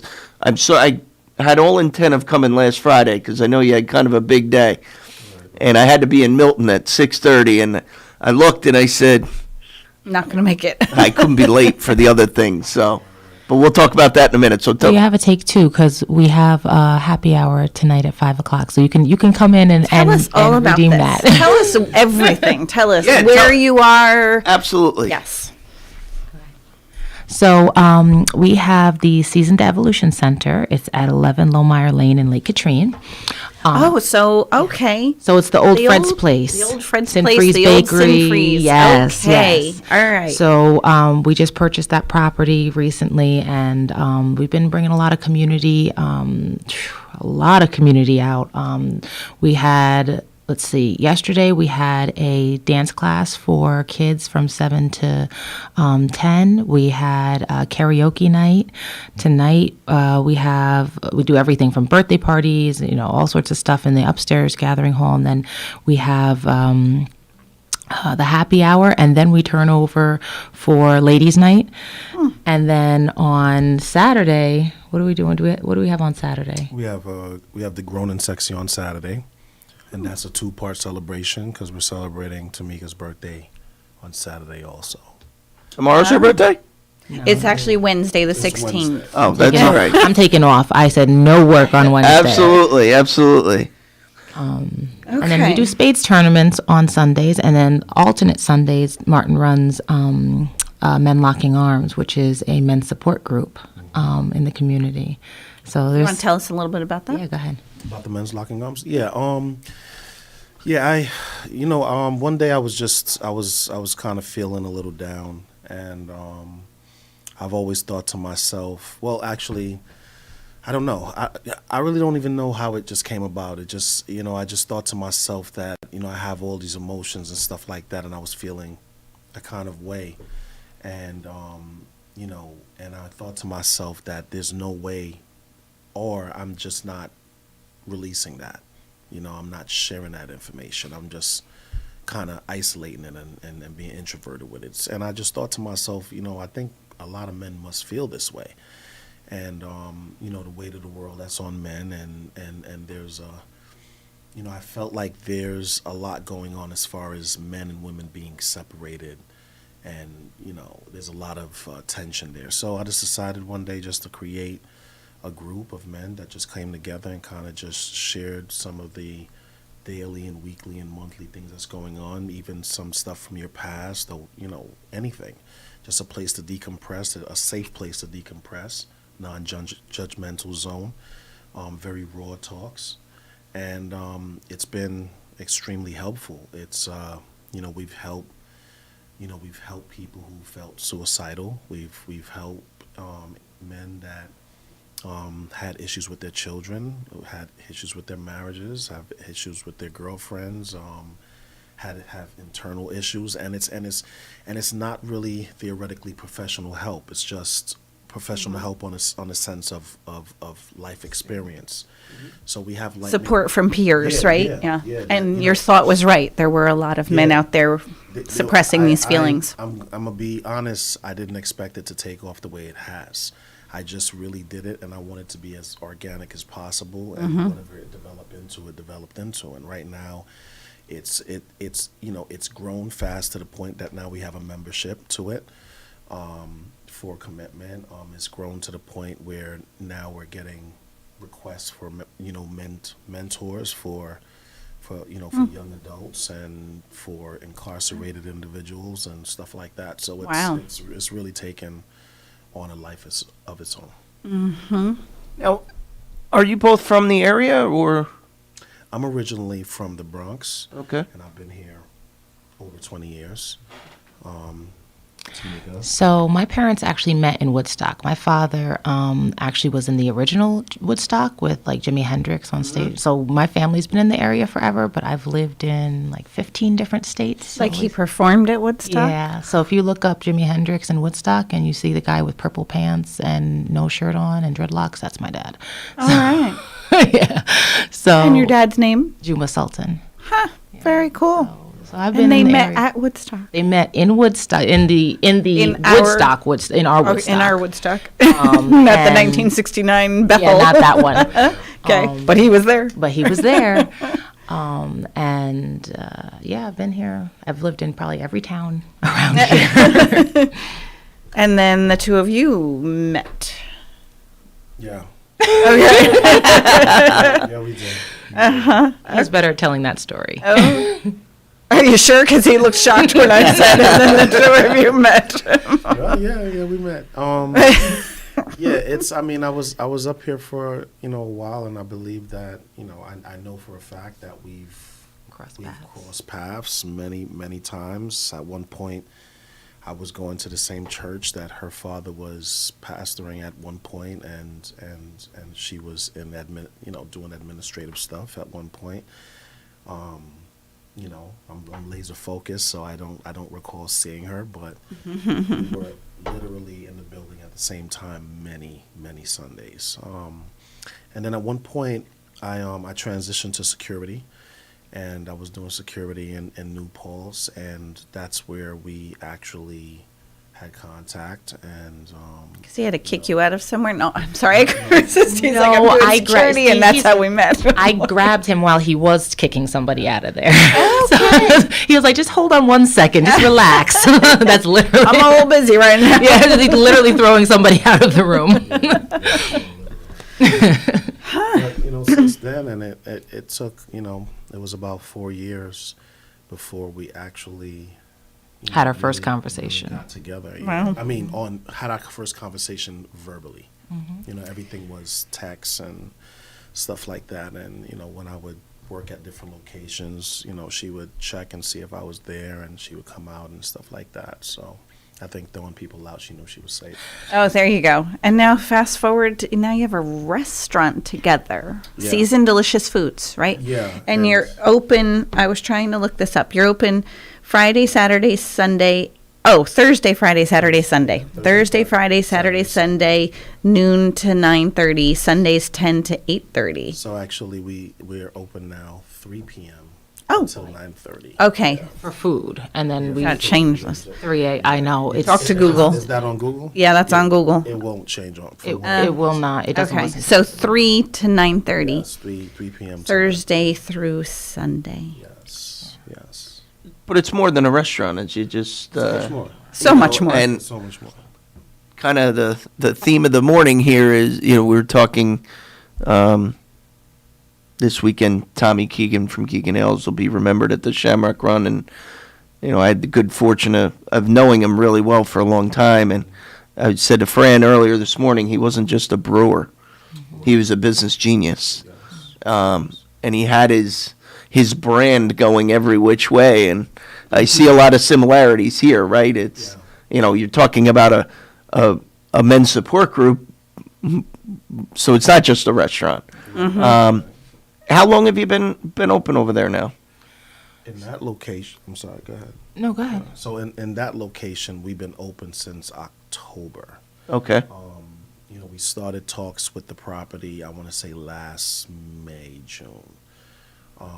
We had a soft introductory opening in July, and then we finally, I think God forced us to open in October because we were being stubborn, and we were originally at Cedar Street by the Energy Square building. Right. So we were there. That's how I knew the name. Yes. Man, Figured it finally out. clicked. Okay, now I feel It's better. coming together. Yeah. So we were there. We were there. We were there about close to a year. Right. Not fully a year. That's this last year, September would make a year that we were fully there at Cedar Street. And July, we were forced to actually close our doors due to I don't know if you remember, but there was a storm that actually hit that building and knocked out all of our equipment. Burned out all of our equipment. Wow. So we were actually planning to ambitiously open up Lohmeyer and keep Cedar because we service Midtown so much. At that point in time, I think we did, I don't know, maybe 12 or 1,500 meals in a year that we've given away. At Cedar, there was a lot of people that depended on meals there. Yeah. And our support your neighbor program, that program took off, and it was very successful in Midtown. So it was tough. It was tough for us to leave, but God knows best, and we've been able to feed probably double that since going to Lohmeyer. So we opened up our doors fully in Lohmeyer in October, and we've been there ever since, and it's been a blessing. Talk about what is it called? Feed your neighbor. It's support your neighbor. Support your neighbor. Support your neighbor. So it's like a pay it forward program. That's basically what it is. For those more fortunate, you're able to basically buy anything buy anything in our store, whether it's something on the shelf or food. You can pay it forward for the next person that may not have it. And the differentiation between a lot of the programs is that we service a lot of the hotels, and motels. Martin and I had both experienced homelessness at times in our lives, and people don't realize little things like even if you're living behind somewhere, you can't put food in a plastic container or any of the paper containers, because if you're trying to heat it up and you have no microwave and you have no facilities, then you can make a fire and heat it up in like a tin. So we always provide meals in tins and things like that so that people can heat up food if they don't actually have a house. So it's just little things that differentiate to allow for access. And how did you get in the restaurant business per se? Again, we did not want to. You didn't want to. We avoid. I mean, our whole business blueprint was built online. That's where everything started. It started being built online, and you know, we didn't want anything to do with the restaurant. You know, especially I've had a lot of friends who are restaurateurs, right? And they just like, don't do it. You know, marry your wife, don't marry a business. You know what I'm saying? Yep. So, and that's what the restaurant business is. But You're absolutely right. You know, the opportunity. Oh, you know it well too. Fran's husband's in the restaurant business. Yeah, and it's why I've said, why don't we buy this place? Why don't you open this place? And that's what he's always said. He's like, because that's how you want your life to be, because we will be married to that. Yeah. And, you know, we were provided the opportunity. We were provided the opportunity to actually do kind of like a pop-up for CCE and the kids that was going to be in that building. Mm-hmm. And we were brought there first to discuss that, and then I think everything was a perfect storm because we were going through being torn if we were going to continue to go back in stores, have our products in stores, right? So we had just came off of Project Resilience of, you know, I think we were feeding like, I don't know, 500 a week. Oh, it was 2,500 total. We did 2,500 total. Mhm. So, we just came off of Project Resilience with Pat Ryan and feeding the community and stuff like that, and we were getting a lot of feedback of, listen, when things open up, where are you guys located? We're coming to get food. Right? We're like, and we just, you know, the only thing we did was catering. You know, we did catering. Yeah. We had our products. That's it. Yeah. So it was constant. It was constant that we should do this.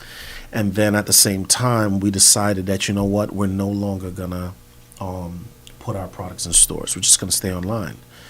And we decided that, you know, everything that we decided to do was really based off of creating opportunity, right? You know, changing the narrative. You know, we were going through the struggle of how our stuff was being presented. We didn't like that. You know, there's certain things that wasn't being taken advantage of that we were providing. So we just said, you know what, let's just build our own situation. Let's present our products ourselves. So that's how that all came about. You know, we just said, you know what, instead of us doing a pop-up, we'll just take the whole place and we'll be able to, you know, service the kids, and at the same time we can create an opportunity for other companies like ourselves. I just want to remind our listeners, we're speaking with Ymca and Martin from Seasoned Delicious Foods out at Lowmeyer Lane in Lake Katrine, in case, because sometimes people tune in the middle of the show, and we want everybody to know who you are. And I want to know what's happening today. You said the words happy hour? yes, I did say those words. I said those words. So we have a phenomenal DJ that comes for happy hour. His name is Mark Grimes, and he's really good. It's grown folks. So although we never really wanted a restaurant, we always wanted like something where adults could spend time and kind of have that like jukebox old school flavor. And so that's what we're providing. We do live jazz and blues, and you know, we have like just real people entertainment, not just, you know, for the 20-year-olds. We you know, adults. Us older folk like to have fun too. So all these other programs that you know, like the men's support group, because you're first of all, you're 150% right.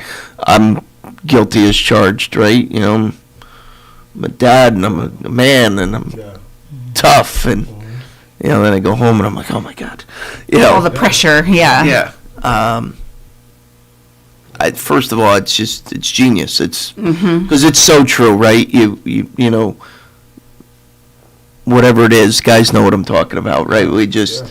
You know, we never want to admit anything, and you know, I might have been described as stubborn at one point, but might have. How do people find out about it? Is it every week? So it's every it's every 2 weeks. Okay. So it was last Sunday. Skipping this Sunday is going to be the following Sunday. And how do men become members to this group? To show up. You know, you can contact myself. I can give my number also. You can contact myself or my wife also, because it is a part of a Season Gives program. Just show up. Everybody's welcome. The door is open. We have an open door policy at the Evolution Center, so could come down. And the Evolution Center's at Low-Meyer Lane. Yes. The old Yes. Sinfreeze for a lot of Yes. people who know, and the old Fred's Place. Yeah, right by the same exit if you're getting off to go to Miller School. It's the Ulster County Town Hall too. Yeah. Yep. Oh, yep. Okay. Town Ulster. Yes. Do you envision anything with kids similar to what you're? Yeah. Some of ambitiously, with Season Gives, we'd love to have a Season Gives youth. Yep. We'd love to do that. I'm also a member, a board member of Harambe. So Harambe is thinking about doing the same, about a Harambe youth. So we definitely like to have something like that. For the Men Locking Arms, we like, my son sits in that. He's 14. It's very important that we have the youth involved, right? Because a lot of the habits that we have as men, it's been cemented in us from a young age. That's how we were taught not to really show emotion and to just suck it up and, be a man and all of these descriptions that now become second nature to us. So, we do encourage, the youth, I don't care what age, to really come and sit in and listen to the conversations and be a part of it. And my son has seen guys my size and bigger, really shed tears at the table. And it's important. It's important for him to see that and recognize that, because I don't remember seeing any of that when I was growing up. So it was like taboo the first time I seen my dad cry. It was weird. So, we definitely encourage the youth to be involved. Bring your sons. If you have sons, bring them in. And also every fourth meeting, the fifth one, we bring the women, because my wife has a women's group. So she does her mentorship and she does her talks and stuff like that, and we do ours. And the fifth one, we bring both women and men together, because in my group, I'm very much active in explaining that in manhood, you can't have men without women, right? You have to have the balance, and what makes us men is really our relationship with our women. So, Well, I'll tell you, just having this conversation with someone last night, right? Like, so your son's 14, my son's 14, and everything that kids have gone through the last 2 years, right? And you hear about, kids acting out in a manner that just doesn't make sense, right? And there's a lot of anger out there. And everything you just said, I think, is a driving force to that, right? A boy in particular needs a man to look up to. Absolutely. And needs to set some boundaries and some standards, and that's a major problem. Are either of you ever met Stephanie Doyle from Mentor Me? Oh, yes. So she Okay. actually we do youth financial literacy classes Bingo. on Wednesdays. And all right, my work is done here. Oh, gotcha. And so she comes in, and she the kids are so sweet. And the thing with the youth, to your point, is so many of the troubled youth, a lot of them are homeless that we service. A lot of them have been in 4 homes in a year or 5 homes in a year. Yeah. Their parents are, taking money from them. It's just there's a lot there to unpack. So, COVID has really unmasked a lot of traumas. Yeah, and it's right. So your son is 8th grade or 9th grade? my son is in college. Oh, I thought you said you had a 14-year-old. Yeah. Okay. He's in college. Wait, what? Yes. He's in the early education program. Oh, okay. Yeah. I was like, He's on the fast track. yeah, well, Yes, he is. well, for us folks that are behind the sleep at the switch here, But he would be. He right? would. But what a lot of the dialogue we're having is there's a lot of tension at the high school, and you pinpoint so much of it, and I just commend the both of you because you think we all want to wake up one day and everything's good in the world, right? But it starts right here. Yeah. And you touch one guy to teach him to open up, and that reaches that kid's, that guy's son, and that's what it takes. That's what we need. You know, we were talking earlier about, you know, gas prices, and the whole premise of this show is to bring on people that are doing good in the community, make it positive, make it fun, but you can't ignore what's going on out there.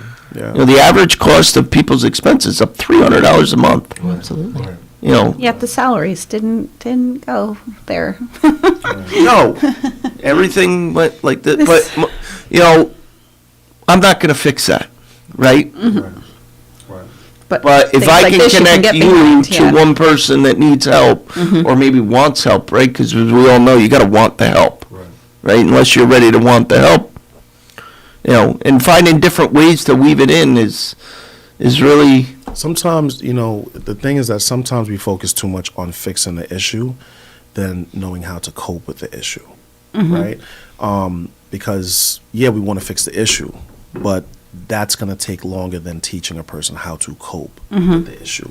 And maybe sometimes not all issues can be fixed, but you can at least cope. No, you can't. Right. And coping with the issue can be as simple as knowing that you have support during the time of the issue. You know what I mean? So it's, you know, that's what we provide, and we've been accused of, you know, overstepping our bounds and getting involved in too much. As you can see, we have a gambit of things that we do. Yeah. But the reality is... Sounds like it's working to me. And I want to make sure your contact information gets out before we wrap things up. Yes, So yeah, absolutely. You know, and I just one point on that. I lost my mom when I was 28. Right? Talk about a guy that could have used somebody like you. And I just internalized. I was angry. I was, you know, and I went to talk to somebody. It was the single best thing I ever did in my life. Right. And to provide that safety net without, you know, listen, it's kind of intimidating when you go into somebody's office, just two of you sitting there and you got to talk. But we got to wrap it up. So do you have the, why don't you give out your contact information? So, Seasonlicious Foods is seasonliciousfoods.com. We also have our nonprofit or arm if you're interested in some of the programming that we do. That's seasongives.org. And if you want to reach Martin or I directly, go to Tamika D as in dog, TAMIKA as in apple, D as in dog, at seasoned, SEASONEDGIVES.org. Okay, great. Martin and Tamika, thank you so much. Love hearing when people are just getting out there and getting it done, and you definitely meet that definition. So, awesome. Lawrence, we'll take a break. Come back with Sal Guido. You're listening to Kingston Community Radio on WGHQ Kingston. On your radio at 920 AM and 92.5 FM, and also online at mykcr.org. Hi, I'm Kelsey Grammer. Wounded Warrior Project supports injured veterans by connecting them with fellow warriors, by serving them through mental health and wellness programs, and by empowering them to live on their own terms. No one should face a battle alone. Join us at woundedwarriorproject.org. We are Lions. We bring hope where it's needed, support causes that matter, change lives, change communities, change the world. Visit lionsclubs.org to learn more. At St. Jude Children's Research Hospital, we're fighting against childhood cancer every day. At the heart of this battle are our donors. Most of us want to make some type of difference in the lives of others. St. Jude does miraculous work. The fact that no one has to pay, it's a place where everyone is treated as an equal. Everybody is welcome here. And it doesn't matter your religion or what part of the world you're from, all that is taken away. It just gives you some hope. It's just a nice feeling to put your energy into something that really does genuinely make a difference in a child's life. There's just no greater gift. If we have the ability to help, then we have a responsibility to help. Finding cures, saving children. St. Jude Children's Research Hospital. Find out how you can help at stjude.org. To battle is to fight, to struggle, to overcome, and ultimately for the Marine Corps, It means to win. There is no alternative. It's not just a statement of intent. It's a promise to our nation. A promise kept for more than 2 centuries. A promise of the Marines. Introducing the YMCA. Sure, you know the Y for a swim or a game of hoops, but we're more than that. We're a cause. When you take a jump shot at the Y, someone else is getting job training. Practice yoga as a teen practices her leadership skills. We give people of all ages, incomes, and backgrounds a chance to learn, grow, and thrive. So while you might think of the Y as the place for lifting weights, we're also about lifting entire communities. That's the Y. We're so much more. Visit ymca.net/more.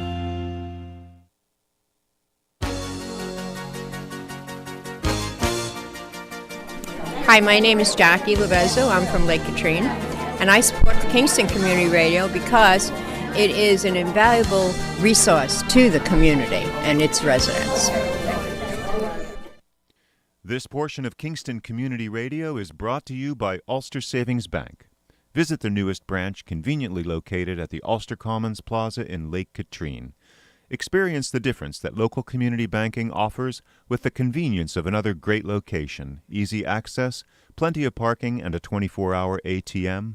Ulster Savings Bank, invested in community, invested in you. Member FDIC. I'll be going to work. Okay, we're back. All right, Lawrence, thank you. 8:30, Dan Gruner here. Joining us is the infamous Sal Guido. Mr. Gruner, how are you today? I'm doing well. We got a lot to talk about. Before we get to that, because I know you and I were talking on the phone the other day, and I forgot to mention it earlier. Great to see Harry Waltman being honored as the Grand Marshal. Yeah, I'm really excited for Harry. Harry is super excited about the honor that he's receiving, much deserved too. Absolutely. Talked to him yesterday. He's really, really excited. I'm really, really happy for him. So I saw him when you and I were talking on the phone earlier this week. I saw him that night. I went. The regional basketball game between Mount Vernon and Newburgh was at the high school. So my son and I, my brother AJ and his son went, and Harry was there, and you and I were joking how he's the longest standing Grand Marshal. Yeah, unfortunately, to take some of the, take some light out of the pandemic, if you can, shine some light on. It's been 3 years, so unprecedented, actually. Yeah. So 3 years in running, and that commences on Sunday, and couldn't be happier for him, and he's very excited, which is great. Yeah, the consummate Kingstonian. Absolutely. And, if you don't know Harry, I'd be hard-pressed to meet somebody that hasn't, but he was a Kingston police officer for a long, long time, served as an SRO at the high school and Bailey, and now seems to be working more than ever that he's retired. Yeah, that's what he was talking to me about the other night, too. He stopped down to Mariners, and he said the same thing, that he's working more than he ever has, but he's enjoying himself, and that's the most important thing. So, and he's always, he's given back so much to the community. For those of you that don't know him, he's a wonderful guy, and Kingston is near and dear to his heart. So, again, a great honor, and he well-deserved. Yeah, we actually had him on the radio yesterday. He was, I caught the last 30 seconds of that. Yeah, he was good. Yep, and I'll never forget this nonsense that went on for a couple years about removing the SROs from he was pretty upset about that. Upset about it, he should have been, but somebody on YouTube. Oh, I wasn't supposed to say YouTube. No, go ahead, man. Let it go. We know what we can say. Uncle Joe's people are listening. That middle finger earlier, an hour ago. Right. Yeah, that thing doesn't fly, Dan. Gail Benson, it's all good. I reminded her 5 times last night that this was live radio because she tends to have that Irish tongue, But what was I saying? So there was a video of Harry Waltman at graduation, and the kids just one by one high-fiving him, hugging him. And somebody put this video together and said, it wasn't word bully, I can't remember what they were, but basically does this look like a bully to you? Yeah. No, yeah. And I've seen it firsthand at Bailey multiple times, the just true interest he shows in the kids, and he's just there for him. Absolutely, yeah. There's no doubt that his heart is in it for the kids. He's not there to be a sign of authority or anything. He's there to protect the kids and to make the kids' lives better. There's no doubt about that. He's a great guy. He really is. So congratulations, Harry. So this is kind of the unveiling of spring, which feels like we haven't had in 20 years, but it's been 2. But just wanted to quickly didn't mention earlier, this whole weekend, I always, we always said to the guys at Team Ireland Shamrock Run is the kind of, unofficial launch of spring. Definitely. And the Ancient Order Hibernians is a huge part of that with the parade, with the Shamrock Run. This year's beneficiary is Ryan's Fund, which is raising your awareness about narcotics. And talk about a family that took a tragedy and is really changing the way our community not only addresses but talks about narcotic use. The Kelder family's done an incredible job, so kudos to the Shamrock Run they were actually supposed to be the recipient 2 years ago, so they're bringing it back to recognize them on Sunday. And then the late great Tommy Keegan will be recognized on Sunday as well, for all his support of the St. Patrick's Day Parade and Shamrock Runs. So another big component of this weekend is, I always said, kind of the weekend. I know you didn't really close your doors for long, but this is kind of your welcome back too. Yeah, it gets people thinking about downtown. We were just talking about the weather tomorrow, not to dampen the mood a little bit, but hey, you got to look at the bright side. It's tomorrow and it's not on Sunday, so Sunday looks like a good day. So we get the bad weather out of the way. Maybe it's winter's last little grasp, and then we kick it off on Sunday. So we're all excited about it at Mariners. It's great. I mean, everything ends right in front of the restaurant. Yep. It's great for downtown in general. And it does. It just starts to get people thinking. We spring ahead with the clocks. Yep. It's lighter, longer. And you just start to think about the nicer weather coming and positive energy, which we all could use a little bit after the last couple of years we've gone through. And just excitement for the spring and getting outside and enjoying the fresh air. Yep. Now, I know you had said to me the other day, you're kind of easing back into things and only going to do a little bit of food on Sunday to... Yeah, what I decided to do, which actually, to tell you the truth, the temperature had a lot to do with it for us at Mariners. The way the building is set up, we're going to have more of like a couple spots that you can stop and get something, like obviously corned beef sandwich, sausage and peppers, things like that. But we're not going to have the table service because we're going to clear a lot of the space out because it is supposed to be a little bit chilly. Yeah. So we won't probably be able to take advantage of the outside to spread people out a little bit more. So to get people into the warmth, we're going to move some of the tables out and stuff and have some standing room and things like that only. Yeah, and I would think the majority of people on Sunday probably, come in, get a drink, something to eat. It's not, most people aren't looking for a sit-down meal, so the more people you can move in and out, the better. Exactly. It just makes the flow of the place a lot easier, and just makes it better for, not to discourage anybody, but anybody that was coming down there looking for a relaxing afternoon, lunch, or dinner is not going to get it this Sunday. Come back next week. Come back next week. We'd love to have you, and we'll take great care of you. I know one thing we've talked about when you were on previously is, staffing was continuing to be a challenge. How is it as you move into spring now? I'm starting to see some light at the end of the tunnel. I got a couple new people started yesterday. Another couple people are starting tonight, getting some phone calls. So, I've talked to some of the other restaurant people down there and some of the other business people, and it seems like there might be a little bit of light at the end of the tunnel. So it looks like there's some people coming around for jobs, and there's plenty of jobs out there. So if you're interested, we're still looking, and so is everybody else. Right. I was just talking to somebody a couple days ago, and I know, young woman and just bought a house, and she said to me, and she wasn't kidding, like with the cost of fuel and utilities, she says, I think I'm gonna have to get a second job. And I immediately said, well, there's plenty out there. Yeah, definitely. Absolutely. Yeah. I mean, I heard you talking a little bit earlier about, would you say $300 extra? Yeah, and expenses per month, just directly tied to inflation, which is, it's completely inflicted. Yeah. Right? I really, sit here today and think like $5 a gallon of gas, and you work, say, 12 miles away. Yeah. Right? And you are making $15 an hour, $16 an hour. That changes your life. Absolutely. And for these morons to sit there and think that they've been pounding the drum on climate change for 40 years. 40. Guy called in 1973 is when it started. Yeah, George Post. So that's 49 years ago. And they think because they're all funded by, these globalists, they're shutting our country down.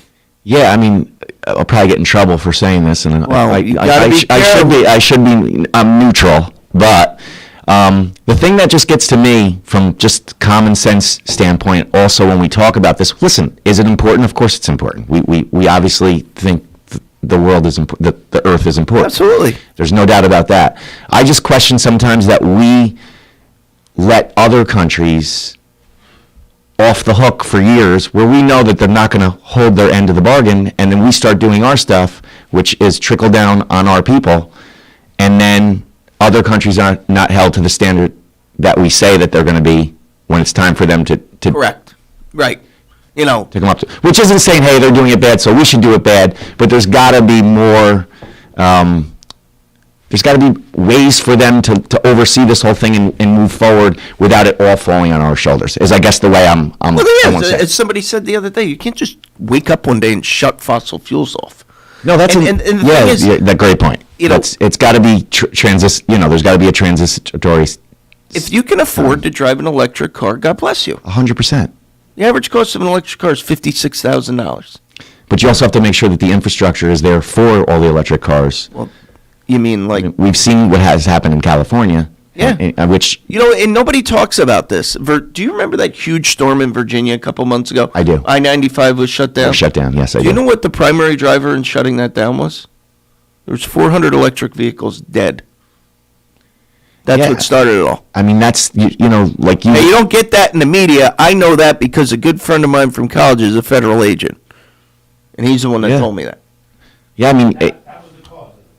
That's what exasperated the whole situation. Yeah, they die in the cold weather. In the cold weather, and that's the problem. I mean, you just have to think of, you can't, like you said, you can't just wake up one morning and get rid of something that has powered and given energy to this country for ever. Right. It just doesn't go away. What's going on with the Central Hudson bills? That's a direct tie to Indian Point being turned down. Shut down, and that was again this whole green initiative that we see all over the place in New York State. When one of the biggest cities in the world needs energy, and you shut off, what were they supplying? 30 to 40% of their? Yeah, like 40%. Yeah, I mean, it doesn't work. You got two of the greenest states in the country, right? California and New York. Guess which two are broke? California and New York. Yeah.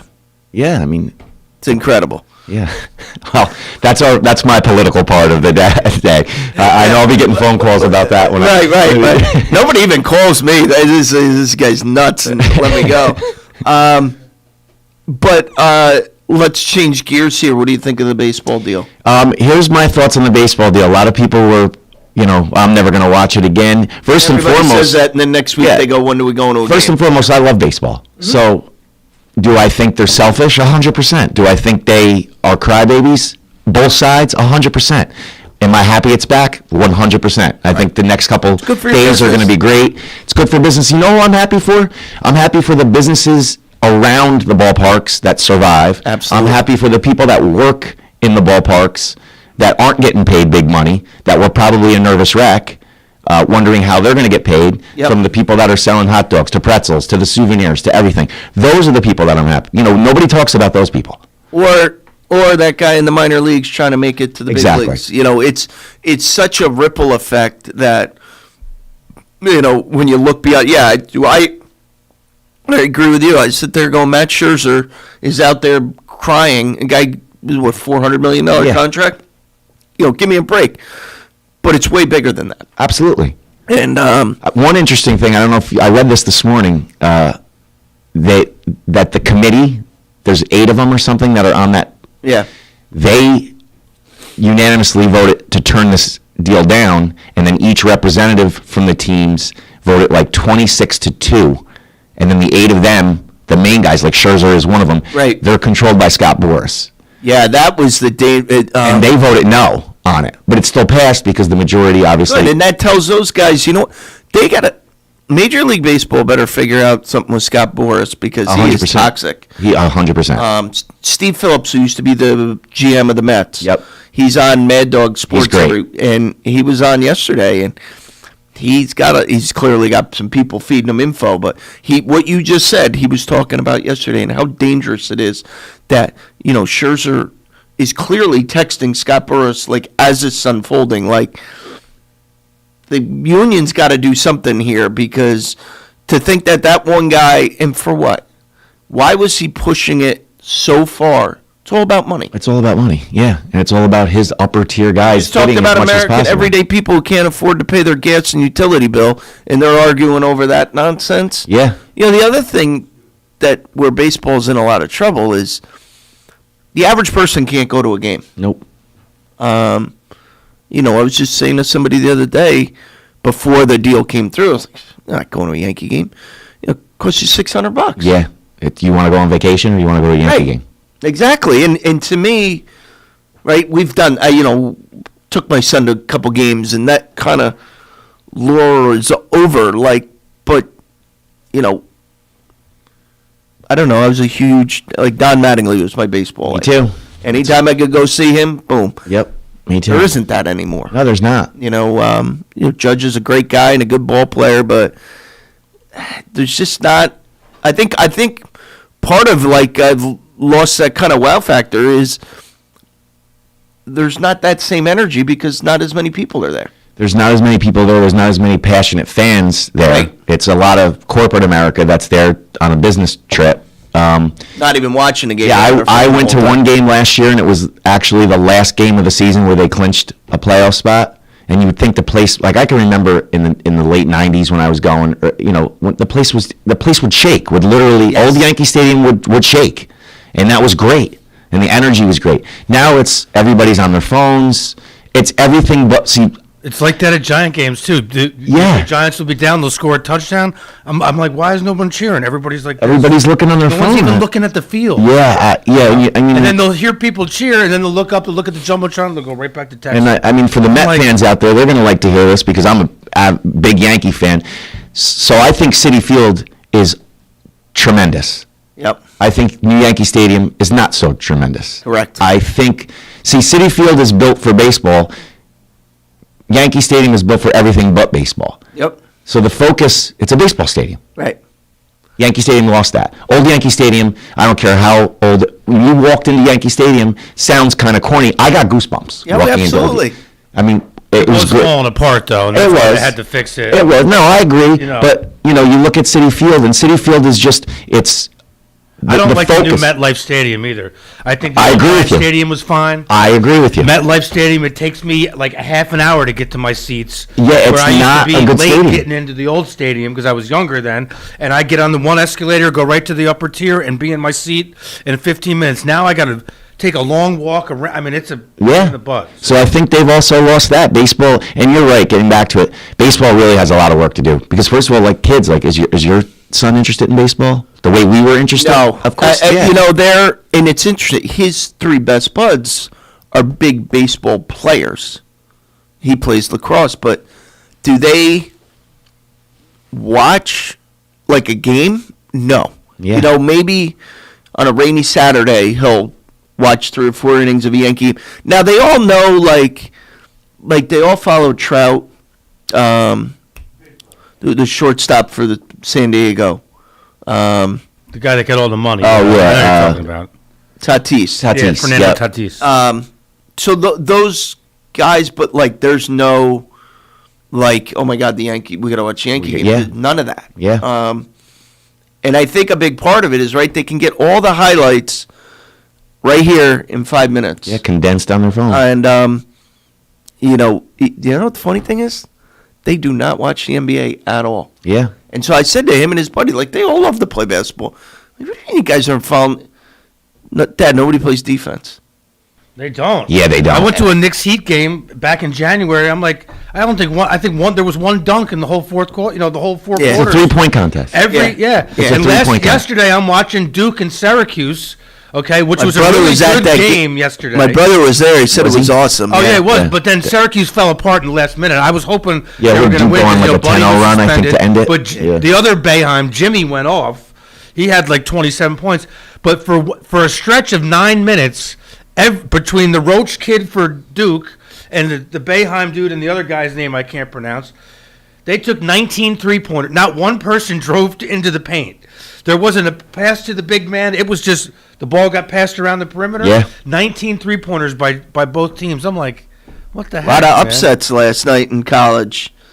Kansas won, though, right? Well, Penn State beat Ohio State. Vanderbilt beat Alabama. Kansas did win, but Baylor lost. That was the big one. Baylor lost? Baylor lost to Oklahoma. And they're still going to the big dance, though. Arizona only won by 4. Villanova won by 1. So when does the tournament start? Is that next weekend? What's that? When does the tournament start? Thursday. Yeah. Well, the playing games. So conference championships are brackets on Monday then. Conference championships are this weekend. Okay, good. Sunday they'll release the bracket. Good. So Sunday I'll be doing at 5. my bracket Sunday night, Monday morning. Yeah. Good. Yeah. Then the play-ins start what? Like Tuesday? I think Tuesday, yeah. Yep. Tuesday, Wednesday, and then the first round Thursday. Yeah, cool. So it's going to be interesting. I always like March Madness, man. I love it. It's great. Yeah. It is great. And they and on Thursday, and next week, Thursday, Friday, Saturday, and Sunday, it's nonstop. They'll have it on True TV. Yeah. They'll have games going on. It's nonstop. Nonstop. And then it will slow down the next week. But yeah, the first week of March Madness is great. I think it's going to be fun because this. I think this tournament's wide open. I agree. It is. No, it's not like the other years when there's. That super dominant team. Yeah, no, anybody can beat anybody. Yeah, it's going to be good this year. I was saying to somebody the other day, like my sister went to Villanova, so and I like Jay Wright a lot. Like, watch out for them. They got a senior point guard. That's a big deal. Hardly anybody has good. And they got Jay Wright. They're good. They're like anybody this year. They've been up and down. I can't believe Baylor lost yesterday. Who'd they lose to? Oklahoma by 4. Wow. Because I'll tell you right now, I was going to pull it off yesterday, man. Baylor, I watched them a couple weeks ago. They look tough. But then, like, I watched Texas like a month ago, and I'm like, this is like a legit team. And then they lost the other day. Yeah. No, it's going to be fun. The thing that I'm a huge college basketball fan, always have been, but like, you don't know who anybody is anymore because they don't stay long enough, right? Yeah, they're there for a year, 2 years. Yeah. Well, at least they cut it down now. You can't go from high school right to the NBA anymore. That LeBron was the last person, right? Right. Yeah. So you got to at least play. You can't leave to your junior year, your sophomore year, right? You got to at least play 2 years, right? Yeah. Yep. But now they got this thing where the kids get sponsorships. And, Yeah. Well, LeBron wants to play with Bronny. That's his. He wants to play with his kid. Yeah. Well, LeBron can just move on. My God. Me too. Shut up, man. Yeah. You're either taking a political stance or you're not. You don't do it when it's convenient for you. Oh no, this whole nonsense with him. I'm tired of his political garbage. He's a great ball player, but God, I read this morning that actor that faked being jumped. Oh, the Jesse Smollett. Yeah. Did you hear him screaming in court? I'll tell you what, it might have been the best performance of his life. He should be up for an Academy Award. That might have been the best act of his career. I read about it this morning. Oh my God, it was by far the best performance of his life. Like crazy. It was all over YouTube. Oh my God, hopefully they filmed that because he was freaking out, dude. There's a late entry for the Oscars. Really? Wow.